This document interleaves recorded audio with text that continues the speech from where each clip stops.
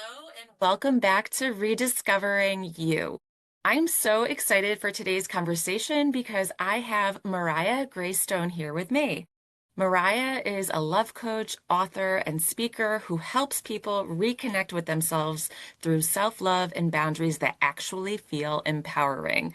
She is also the host of the podcast, Empower Your Compassion with Love Coach Mariah. Mariah has created something that's called the Gates Method, which we're going to be talking about today. And it's all about learning how to say yes and no in ways that honor who you are. I can't wait for you to hear her wisdom. Mariah, welcome to the show today. Thank you so much. I'm delighted to be here. I was hoping you could start by sharing with our listeners what inspired you to get into this work and why are you specifically drawn to the work of creating boundaries? Yeah. Going through a challenging relationship, I noticed that there was a common message out there that just sort of implied that we have to sacrifice our compassion in order to become empowered and boundaried. And that just never sat right with me. I had the sense and kind of through some trial and error, proved to myself that when you empower your compassion, it becomes big enough for yourself as well as others, and your boundaries become healthier than ever. Okay. So the name of your podcast is also Empower Your Compassion. So can you define what that means? When you say that, when you hear that, what does that mean to you, empower your compassion? Well, as I was learning to detect and accept and even honor my boundaries and limits, again, this notion that being boundaried, like I had learned the value of being boundaried. I had come to understand what it meant and how important it was for self-care so that we can show up for other people. But it still kind of felt like I was supposed to be withholding my love. And I just had so much love to give that it just sort of felt against the grain. So I found that my natural inclination was actually to just allow my love to extend to myself in service of my love for others.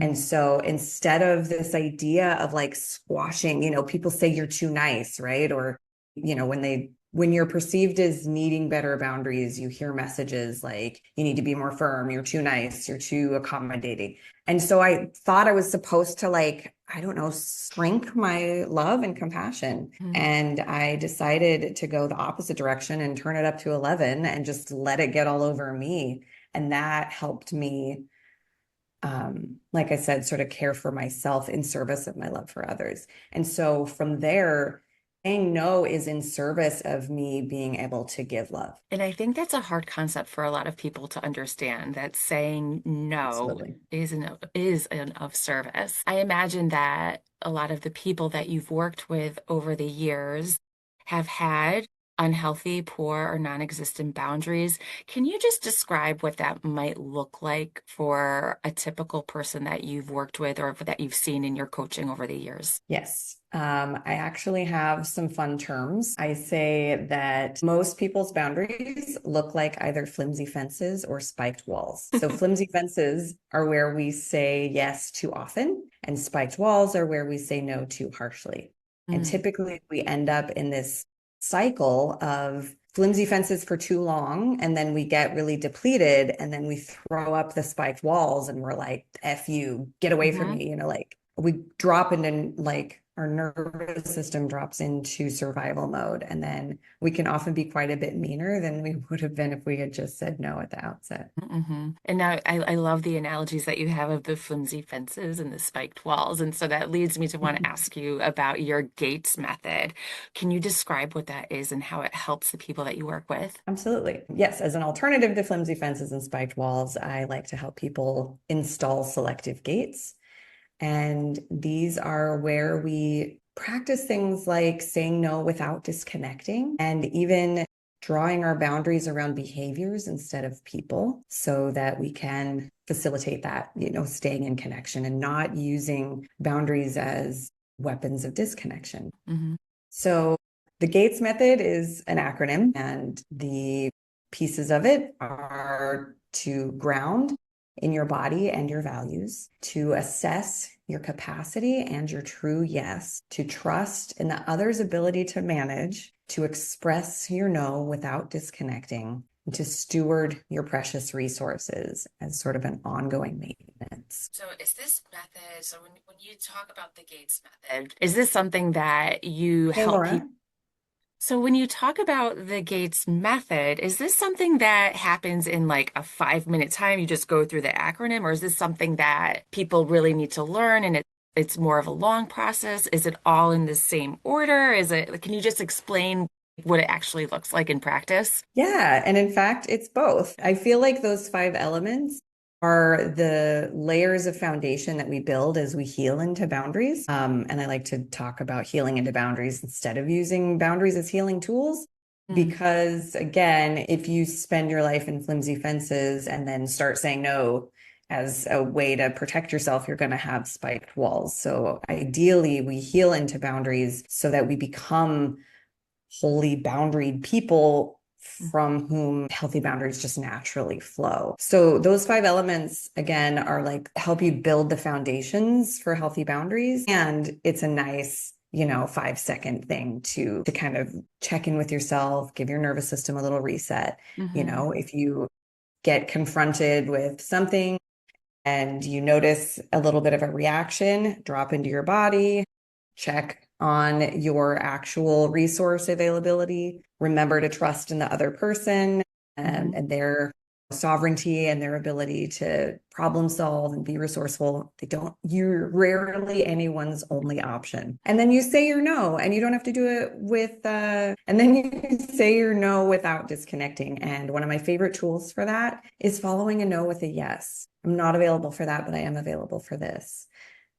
Oof, no, I can't help you move today, Sam, but I can help you unpack this weekend. And it doesn't even have to be apples to apples. Like sometimes I'm sorry, I can't help you with that, but thank you so much for reaching out. And I send you, love and courage. I like that. I like that a lot. And because I think that some people might feel guilty for saying no, but when you couple it with a yes or some kind of an explanation for why you're not available to help, it softens it a little bit more and you're not being mean by doing that. You're honoring what your own availability is. And I think a lot of times like the other person, I think we're expecting the other person to be angry if we say no or to like cut us off forever if we say no. But oftentimes that's really not the case. Like people don't take it as harshly and personally a lot of the times as we fear that they will. Absolutely. And I think as a recovering people pleaser, having that following a no with a yes tool makes it easier on my nervous system too. Because to your point, we're often really afraid about saying no, but realizing that I can offer follow-up. And I will say though, on the flip side, again, for people pleasers, we can take it a little bit too far. And I would go so far as to say you don't need to explain, Mm, but there's a way to say no again without disconnecting because typically when you don't have that like that check-in and that grounding and part of the you're grounding in your body and your values and you're assessing your capacity and your true yes. And the thing is behind every no is a yes. If someone invites me out on a Sunday night and I don't feel like it, it's because I'm a yes to staying in. If I'm not connected to my yes, I'm more likely to say no apologetically. Oh, I'm so sorry I can't go, or cave and be like, okay, fine. right. Or I'll say no really harshly, like, oh God, it's a Sunday night. But if I'm really connected to my yes, and I see it as an offer and I can just be like, no, I'm good. Thank you. Yeah. And then of course, if they try and twist my arm or something like, oh, come on, don't be a party pooper, blah, blah, blah. You just say, hey, you have fun. Yeah. And you don't have to explain, you don't have to argue, you don't have to defend. And that's challenging. It's easier said than done. Mhm. And I really just want to throw that out there because I also feel like a big disservice in kind of the self-help space is there's a lot of shorthand stuff, like no is a complete sentence. Mhm. Drives me crazy because yeah, that's true, but it is not helpful when, you're struggling with this like gripping fear of saying no. Like, how do you overcome that? And when people make it seem so simple, it leaves us feeling a bit shame. Like, why is it so hard for me? And so I think a lot of that overly reductionist stuff is more harmful than helpful. But in any case, we can say no without disconnecting or explaining. And it just takes rooting your security within so that Yeah. you stop having that external orientation where you really need that outside approval and validation to feel safe When you root your security within, you develop a relationship with yourself and Mhm. build self-trust. And part of that is honoring your boundaries. That helps you trust yourself to know that you're not going to push yourself past your limits. And I like that one of the elements of the Gates method is trust in the other person. Like the other person is responsible for their emotional well-being, their whatever they need to do. It is not on you. Like trust yourself and but yes, also trust the other person. I really like that. It's important. And I think that another sort of aspect of that sort of people pleaser pattern is Hmm. a rescuer pattern as well. And so when someone comes to us, it's like a subconscious default. We assume that we're the only person that can help them. And so we have to rescue them. And yeah, remembering that, like, hey, they're a sovereign being, they're capable of all sorts of things. And even if they have demonstrated that they might not be super capable, this could be an opportunity for them to learn because they're certainly not going to if you keep doing it for them. So true. So true. So I imagine that most people, when they approach you to work with you, aren't like, hey, Mariah, I have awful boundaries. I'm here. Can you help me set healthy boundaries? Like, I imagine it shows up in like really tangible ways, whether it's like their relationship or their job or their family. Like, can you give like, what are some examples of like tangible reasons that people might come to you? And then as they're working with you, uncover like boundaries are really at play here and I need to be working on that. Actually, most people who come to work with me are already aware that boundaries are something that they're struggling with. Mhm. And they've been reading up about it and they've been listening to podcasts and, Mhm. reading books and trying. But again, like I said, a lot of the information out there isn't very helpful. It's all very surface level. It's about the doing instead of the being. And Mm. doing is just say no, whereas being is root your security within so that you like Mhm. have a sense of what it means to be connected to your yes. I appreciate that the concept of boundaries is becoming more popular. And Mhm. that's part of the reason I decided to just focus my practice on boundaries alone. A lot of coaches incorporate boundaries in what they teach. There's only one other coach I've seen who I think is just a boundaries coach. And I think that it's important enough and there's enough confusion and misconceptions about boundaries. And there's a growing like pain point there. People are aware. They're like, hey, I know I need some help with boundaries, but I'm having a really hard time figuring it out. People also really resonate with the empowered compassion approach because they're like, yeah, part of what has been really hard is,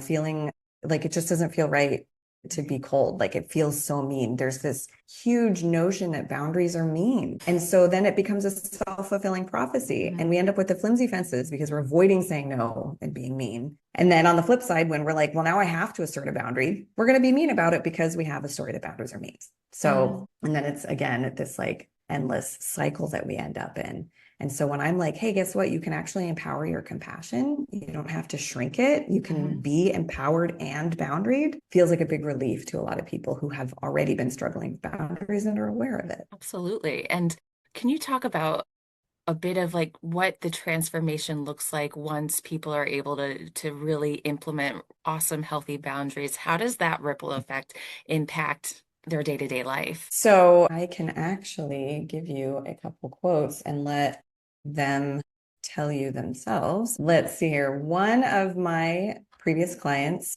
said this working, in my program. This was an eye-opening and deeply enriching experience for me. I'm Mhm. now checking in with myself and making sure that I'm not violating my own boundaries in situations where before I would just people please. So now she has I think another really common misconception about boundaries is that they're other people's responsibility. Mhm. That, like, oh, I told you this is my boundary, you have to respect it. And that's not how boundaries work. I think it's much more helpful to view boundaries as our resource limits and as our responsibility to manage. Just like we have to manage our time budget and our financial budget, it's the same with our attention, our Mhm. energy, care, and time and money too. Like those are Yeah. boundaries as well. If someone asks for a giant loan that you can't really afford, giving into that would be crossing your own boundary. And it's easier to see that with things like time and money than with attention and care and energy. But that's just it's part of our responsibility as human Mhm. adults is to learn how to assess your capacity, and it can change throughout the day as well. But it's Yeah. really empowering to discover that you're the one who can stay resourced. Hmm. You have the power to do that. I think that everything you're talking about too is also really, really helpful lessons to teach our children as they're getting older too. Because, yeah, it's a skill like anything else that you need to learn and practice and know the importance of. Do you ever work with any mothers or have any experience with helping young people being able to learn about boundaries and implement boundaries from a younger age? That is not my area of expertise. I will say that it's tricky. The relationship between a caregiver and a dependent is very different than adult to adult, where we're two independent people. And there's a lot of child psychology, developmental psychology. Generally, that's a negative thing. But, in the first year or two, that's probably appropriate. I mean, Mm-hmm. that's how we help them learn secure attachment. So there's a gradual process of that sort of individuation that helps set kids up for independence. And the only thing I will say is that modeling is definitely a huge thing that we can do Yeah. for our kids. But in terms of navigating boundaries with them, like between you and your kids, and also helping them learn their own boundaries, I mean, for one thing, we can certainly respect their boundaries a little bit more. Don't force them to hug Uncle Joe. Let them at least have a sense of bodily autonomy. Those types of things I think are really important. Yeah, boundaries with dependent children is sort of a little more nuanced thing that I don't feel equipped Yeah. to handle. No, and I think what I'm referring to is less about like boundaries with between caregiver and child, but more about teaching kids, that they can say no to that hug from Uncle Joe, that they can, that, if their friend is asking them to spend all of their time with them and they're not wanting to, like to be able to give them the words, give them the language to assert healthy boundaries for themselves so that they don't feel like, okay, just because this person wants me to do this, that I have to. Like just starting young with being able to say, like learn skills like you shared earlier, no, but yes too. And I love that because I think like with anything else, if we start younger with being able to assert ourselves in a really clear and respectful way, that it teaches us also about self-compassion at a really young age and honoring what your needs are. Because, yeah, I mean, as an adult, it's harder to learn these things. It's harder to learn almost Yes, anything when you're an yes. adult. I just wish that this was more part of regular discussions Agreed. so I I will, appreciate you doing this. I'm wondering if you yeah. can share, I know you have a beautiful podcast as well. Talk about what inspired you to start your podcast. Who is it meant for and what's its message? It's really all of this. I just unpack these things deeper, talk more about embodiment and what it is to get in your body and learn the experiential language of your nervous system. I think it's really important for so many reasons, but one of the biggest ones that applies to developing healthy boundaries is being able to discern the difference between safe and unsafe discomfort. Because, they say growth only happens outside your comfort zone. So that means like we are going to have to get uncomfortable sometimes. But one of the funny things our brain does is prioritizes familiarity over practical safety. So even if it's unsafe discomfort, if it's familiar, our subconscious will keep choosing it Hmm. versus discomfort that's actually safe and beneficial. If it's unfamiliar, we're probably going to shy away from it. So we have this message that, yeah, we need to lean into discomfort, but which? And so I Right? think we often can get ourselves into trouble by leaning into familiar forms of discomfort that aren't really in our best interest and Mhm. avoiding safer, more beneficial types of discomfort because they're not familiar. How do you help people figure out safe versus unsafe discomfort? Yep, the key is getting in your body. What do you mean get in your body? Totally. The language of the body is different than the language of the mind, so it's hard to talk about. So instead, I'm just going to invite you and your listeners to join me in a really short little practice. It's not even a meditation. You don't have to close your eyes or anything, but just right now, like bring your awareness to where your bum meets your seat, or if you're laying down, maybe your back, where that's making contact with the bed or the couch. If you're walking, maybe just bring some awareness to the soles of your feet and where they're meeting the ground. Mhm. You might notice a little bit of pressure there, maybe even warmth or tingling. You can almost picture the cells of your body being a little bit squished right there. Mhm. That's it. You just got in your body. You're just, our awareness is like a flashlight, focuses on where you shine it. And most people spend the majority, if not the totality of their time with their awareness on their mind and their thoughts, but you can shift your awareness into your body. And the funny thing about that process is that one aspect of our mind, which can loosely be called the ego, is very attached to attention and it wants your attention all the time. And so if you think about getting in your body as like a self-care thing, like, oh, I should go for a run, or like, oh, I should meditate, and or I should drop into my body, your mind is going to give you reasons why that's dumb. It's going to try and convince you there, you don't need to go away from me. Stay here. It's great here. That's just silliness. So the key to developing an embodiment practice is to just do it. You can't try and think yourself into it or talk yourself into it. There's one other thing I can like point to about it is that you can read an entire encyclopedia on swimming and then you get in the water. And there's nothing in that book that is going to prepare you for the experience of actually being submerged in water. You just have to do it. And so embodiment is like that. And as I said, the language of the body is very different than the language of the mind. The mind thinks in words and logic, and it likes to put everything into boxes and compartments. And the language of the body is a felt experience, and it communicates in very different ways. And it's much more subtle too. You have to kind of learn to be able to perceive the subtleties. But the beauty of the practice is the more you get into your body, the more it sort of soothes and regulates your nervous system and helps you sort of turn the volume down on your mind so that you can start to sense those more subtle experiences. And I appreciate you giving the example of just paying attention to where your body is making contact with your chair, your soles of your feet contact with the ground. And I agree with you. You just have to do it. You really do. You just need to make it a practice and do it. And I imagine the more you do it, people become more attuned to different sensations as they come up throughout the day. And in context of working with boundaries or when there might be an uncomfortable situation, your body often gives you signals that a lot of times people ignore or don't pay attention to because they're so like in their minds and thinking. Do you find that you're helping people or coaching your clients of being able to tune into when they notice different sensations in their body in relationship to boundaries or uncomfortable situations in that regard? I talk about it a little bit. Can't really stress enough the importance of having an embodiment practice. I, partly because of my human design and or just my nature, I prefer connecting with people on the more logical side. So I have a couple somatics coaches that I really adore and appreciate, and I can refer.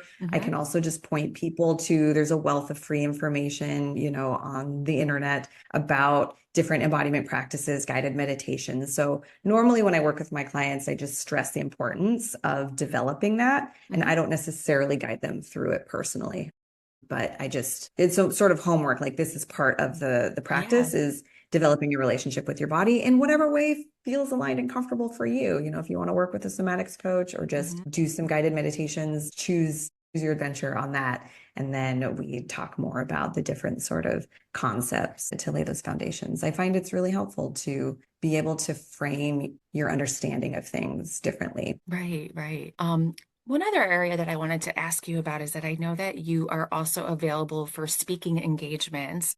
Can you talk a little bit about that part of your work?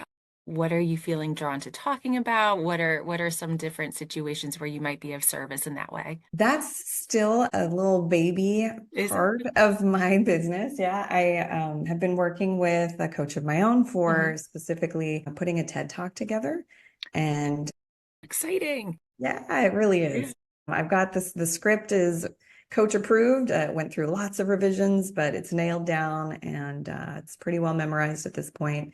And I'm just in the process of applying to different TEDx events, trying to find the right fit between the theme of the event and the theme of my talk, which is really, again, all about empowering compassion and how we can have healthier boundaries without sacrificing our compassion. I think that there's a really wide audience for that. I also occasionally will do like a little 90-minute boundaries workshop. I'm leading one here in Austin in a few weeks at a yoga studio. That And I'm sounds also, amazing. thank you. Yeah. And I'm also drafting a proposal right now for a modified version of that to deliver to a team at Whole Foods. I have a connection. I'm about to make a proposal. We'll see if it gets accepted. But I also have a connection at HEB. It's a big grocery chain in Texas. So I think that, there's a lot of value because, especially for companies, because when their employees don't have healthy boundaries, they're more likely to get burnt out. Absolutely. Mhm.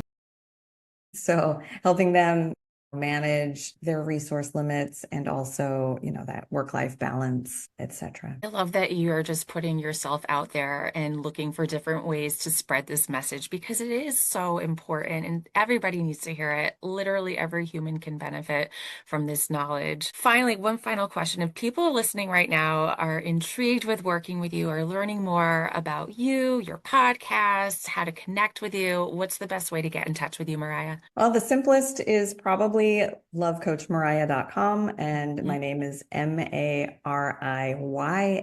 You can, yeah, from there, there's just a whole lot of options. You can take a look. There's a link to that, to my boundaries program. There's a link to my podcast there. I have it hosted on my website, but also on that page, it's got links to Spotify, Apple, and YouTube. Yeah. Well, I will be sure to make sure that I have all of that in the show notes of this episode so that you can easily find Mariah. I know that I can't wait to hear your TEDx talk when it comes out. This is going to be amazing. I'm so excited that we had the opportunity to speak today. Thank you, Mariya Graestone, for being on the podcast today. Thanks for having me.